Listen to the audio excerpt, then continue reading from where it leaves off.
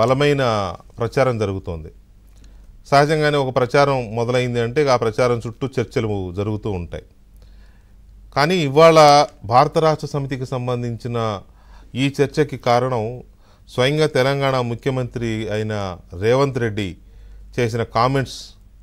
ఒక ముఖ్యమంత్రి స్థాయిలో ఉండి కొంత డీటెయిల్గా కామెంట్స్ చేయడం వల్ల ఈ చర్చకు అవకాశం ఇచ్చింది. నిజానికి భారత రాష్ట్ర సమితికి సంబంధించి ఈ మధ్యకాలంలో ఒక సెక్షన్ ఆఫ్ మీడియా, అలాగే సోషల్ మీడియా అండ్ రాజకీయ ప్రత్యర్థులు, ప్రధానంగా కాంగ్రెస్ పార్టీ అండ్ మరికొంతమంది రాజకీయ ప్రత్యర్థులు, లేకపోతే కేసీఆర్ అంటే గిట్టని వారు, బీఆర్ఎస్ పార్టీ అంటే గిట్టని వారు, ఇట్లా ఒక రకమైన ఈ ప్రచారానికి చాలా జోరుగా, ఘాటుగా, గట్టిగా సాగిస్తున్నారు. అదేంటి అంటే బీఆర్ఎస్ పార్టీ బీజేపీలో విలీనం కాబోతోంది అనేది ఆ ప్రచారం యొక్క తాత్పర్యం. అది ఆల్మోస్ట్ అంతా రంగం సిద్ధమైపోయింది. మాటామంతి కూడా అయిపోయినాయి. ఎవరెవరికి ఏంటేంటి, విలీనం తర్వాత బీఆర్ఎస్కి ఏంటి, బీజేపీకి ఏంటి, ఆ విలీన ప్రక్రియ ఏంటి, ఏదో ఇదంతా అసలు అయిపోయినట్టే మాట్లాడేసుకుంటున్నారు, చెప్పేస్తున్నారు, మీడియాలో చెప్పేస్తున్నారు. ఒక సెక్షన్ ఆఫ్ మీడియా దీంట్లో కథనాలుగా వస్తూ ఉన్నాయి. సోషల్ మీడియా అయితే గట్టిగానే దాని వెంట పడింది. అసలు బీఆర్ఎస్ పార్టీ అనేది ఇక చరిత్రలో కలిసిపోయింది, కనుమరుగైపోయింది అనే తరహాలో కూడా ఒకటి రెండు మీడియా సంస్థలు మాట్లాడిన సందర్భం చూసాం మనం. అయితే సహజంగానే ఇది బీఆర్ఎస్ పార్టీ నాయకత్వానికి కానీ, బీఆర్ఎస్ అభిమానులు, కార్యకర్తలకు కానీ కొంత మనసు నొచ్చుకునే అంశమే. కొంత కాదు, ఒక రకంగా తీవ్రంగా నొచ్చుకునే అంశమే.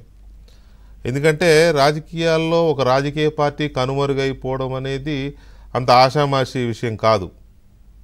అది ఇక ఎట్లా మరీ నాయకత్వమే ఇదైపోతే తప్ప అది ప్రజల మనసులో ఉన్నంతకాలం ఆ పార్టీకి ఏం కాదు. ఎందుకంటే ఉదాహరణకి కేసీఆర్ గారు టీఆర్ఎస్ పార్టీని ఏదో జాతీయ స్థాయిలో తీసుకెళ్దామని టీఆర్ఎస్ని కాస్త బీఆర్ఎస్గా మార్చిన వెంటనే టీఆర్ఎస్ పార్టీ పేరుతో కొత్త పార్టీని ఎవరో రిజిస్టర్ చేసేసారు.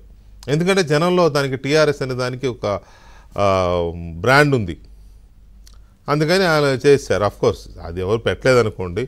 అయితే ఇప్పుడు ఈ పరిస్థితి ఎందుకు వచ్చింది బీఆర్ఎస్ పార్టీ అనేది ఒక అంశమైతే, ఈ ప్రచారాన్ని కావాలని కొంతమంది, సరే వాళ్ళ వ్యతిరేక శక్తులో, లేకపోతే ఎప్పుడూ మాట్లాడినట్టుగానే ఆంధ్రా శక్తులో, అది ముందొచ్చేది అదే కదా, ఆంధ్రా శక్తులు, లేకపోతే తమ ప్రత్యర్థులు కావాలని చేస్తున్న ప్రచారం అని కేటీఆర్ గారు అండ్ హరీష్ రావు గారు, ఇంకా ఇతర టీఆర్ఎస్ పార్టీలో నాయకులు, కింది స్థాయిలో ఉన్న కార్డర్స్ కూడా దాన్ని వ్యతిరేకిస్తూ వచ్చాయి. ఆ వ్యతిరేకిస్తూ వచ్చిన తర్వాత కూడా కంటిన్యూ అవుతోంది ఈ ప్రచారం. ఇక ఈ కంటిన్యూ అవుతున్న క్రమంలో బీజేపీ వైపు నుంచి దీని మీద పెద్దగా ప్రతిస్పందన కనిపించలా. అది కరెక్ట్ కాదని చెప్పలేదు, అది అవునని చెప్పడం లేదు. బీఆర్ఎస్ పార్టీ బీజేపీలో విలీనం ప్రచారం అవాస్తవం అని బీజేపీ ఎక్కడ ఇంతవరకు చెప్పలేదు, అలాగని నిజమని చెప్పలేదు. స్పెక్టేటర్స్గా ఉన్నారా లేకపోతే సినిమా చూస్తున్నారా అర్థం కాని పరిస్థితి బీజేపీ నేతలు. కొంతమంది విశ్లేషకులు చెప్తున్న మాట ఏంటంటే, బీజేపీ ఆడుతున్న ఈ ప్రాంతీయ పార్టీలను కనుమరుగు చేసే ఆట, ప్రాంతీయ పార్టీలను లేకుండా చేయాలనే ఆట బీజేపీ ఒక రాజకీయ క్రీడ ఏదైతే ఆడుతోందో ఆ క్రీడలో బీఆర్ఎస్కి తప్పదు, బీఆర్ఎస్ కూడా ఒక పావుగా మారిపోతుంది అనే ప్రచారం కొంతమంది విశ్లేషకులు చెప్తారు.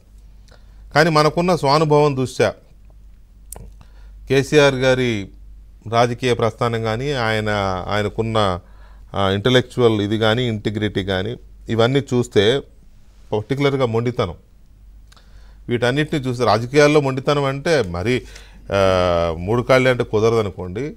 రాజకీయం అవకాశం ఉంటుంది, దాన్ని బట్టి చూసుకుంటారు. అయినా కూడా ఆయనకున్న అనుభవ రీతి అంత తొందరగా ఎవరికి లొంగే రకం కాదు. మరి అలాంటి కేసీఆర్ గారు బీజేపీకి లొంగిపోతాడా? ఎందుకు లొంగాలి బీజేపీకి?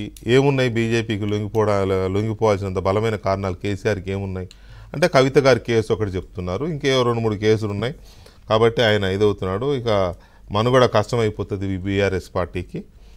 పర్టికులర్గా కుటుంబం చాలా ఇబ్బందుల్లో పడుతుంది. కేసీఆర్ గారి కుటుంబం, కూతురు అక్కడ ఇదైపోయింది, మిగతా కేసులే వస్తున్నాయి కాబట్టి మెర్జ్ చేసేది. కుటుంబం కోసం పార్టీని